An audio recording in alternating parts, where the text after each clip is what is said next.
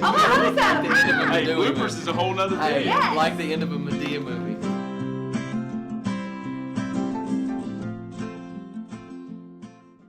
Hi friends, it's Amanda with Infuse Insurance, here to help make you an insurance expert.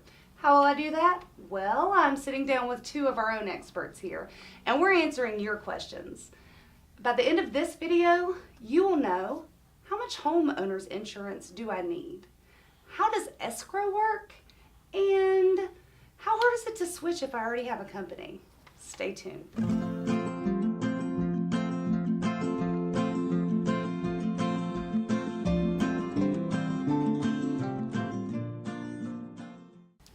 Today I'm sitting down with Kevin and Danny here at Infuse Insurance, and they're going to help us to understand how much homeowners insurance do we actually need. Danny? Well, most insurance companies are going to require you to carry what's called replacement cost coverage. That's a great question, by the way. Basically, what replacement cost is a lot of people confuse it with what is the market value of our home. Well, my home is only worth $75,000 and you want me to insure it for an amount that's different than that. And that's true. What the insurance company wants you to do is to be properly covered. So what we're concerned with is not what your home is worth, but if it was to be a total loss, what does it cost the insurance company to come in, clean up the area, and then rebuild your house from the ground up? It doesn't matter what it's worth now. It only matters what it would cost to replace exactly what you have. Normal ranges of what you could be looking for to do that, if you talk to any contractor that's reputable, is somewhere around $125 a square foot in early 2019. On an often regular basis, your replacement cost will change and increase as the cost of materials change, as the cost of labor changes, as the cost of inflation changes. Sometimes most of those fluctuations do tend to be increases in the amount of coverage you can expect from replacement cost. Okay. Kevin, do you have anything to add to that? Well, another thing to add to that is a lot of people, you've seen on different houses, you have vinyl siding on some, brick on some.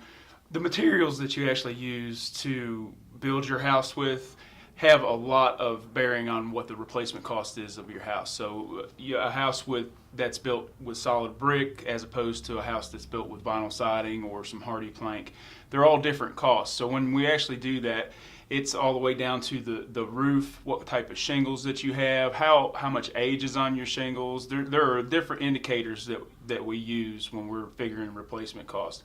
If you have a house that is in a historic area, Right. a lot of times you have a really high replacement cost, because what would it take to replace some of that historic material? Right, that makes a lot of sense. Not to interject, Amanda, but another really common misconception, especially in the state of West Virginia, because different states have different laws, but in West Virginia people think, well, my house is overinsured. If it was to burn down, you're never going to pay me that much money. And that's very much not true. In the state of West Virginia, we are a valued policy law state. And that basically says if your real property is destroyed by fire, the insurance company has to pay you coverage A, which is that replacement cost amount that's listed on your insurance policy. Okay, so just so that I can understand and that our viewers can understand, we want to insure our homes for the replacement cost, not the actual value cost of the home. That is correct. Okay. Just to share a story with you, I've never shared it with them, so it'll be a surprise to us all. My very first memory as a child is 4 years old. My mom wakes me up in the middle of the night and our house is on fire. She takes myself and my 18-month-old brother to her station wagon, drives us down the road.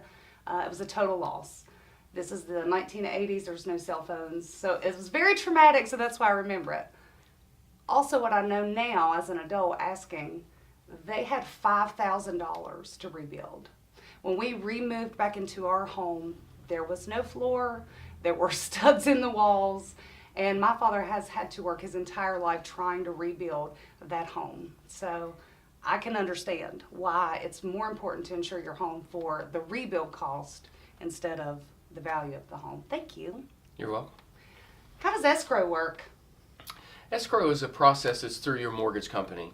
And essentially what escrow does is it's a separate account that gets added to the amount that you pay as principal of your house payment. Okay. And then you pay an extra amount into it that's going to be based to be able to pay your homeowner's insurance and your property taxes in full each year.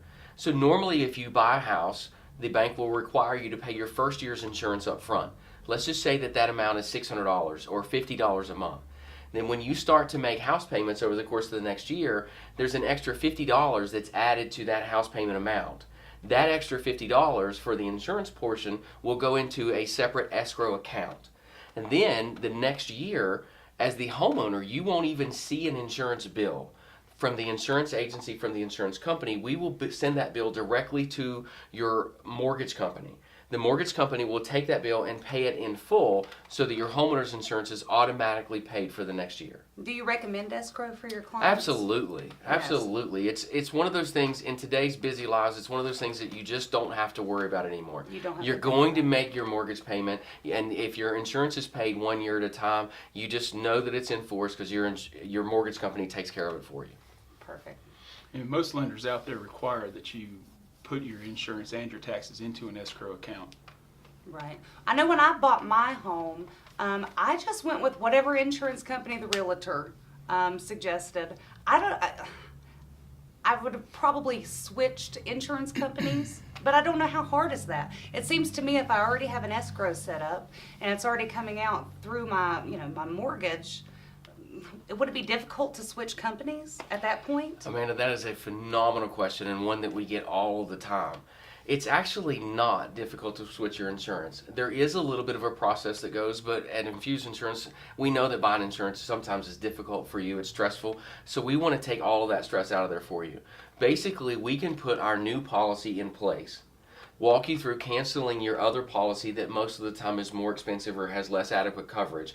And then we take care of handling those things through your escrow for you, and we give you detailed instructions on what you may need to do if you get a refund from your other company so that it's seamless to you. And then overall, what you end up with most of the time is you end up with better coverage, better service from an agency that's here to help you in multiple locations with technology and everything else, and a lower house payment when you're done on the back end. That sounds good. I appreciate you guys and your time. Just to recap, so how much are we insuring our homes for? Replacement cost. Replacement cost, not the value of the home. Very important to remember. Escrow seems to be a pretty simple process once you understand it, that it's just going to be a part of your mortgage payment, that's going to pay your insurance at the end of the year. And if you already have something set up and you're thinking that these guys are the guys that you want, and they are, they can make it easy to switch companies. So I just appreciate you guys. Make sure that you like and subscribe. If you have any other questions that you would like our experts to answer, make sure you leave that in the comments. Until then, thanks. Have a good day.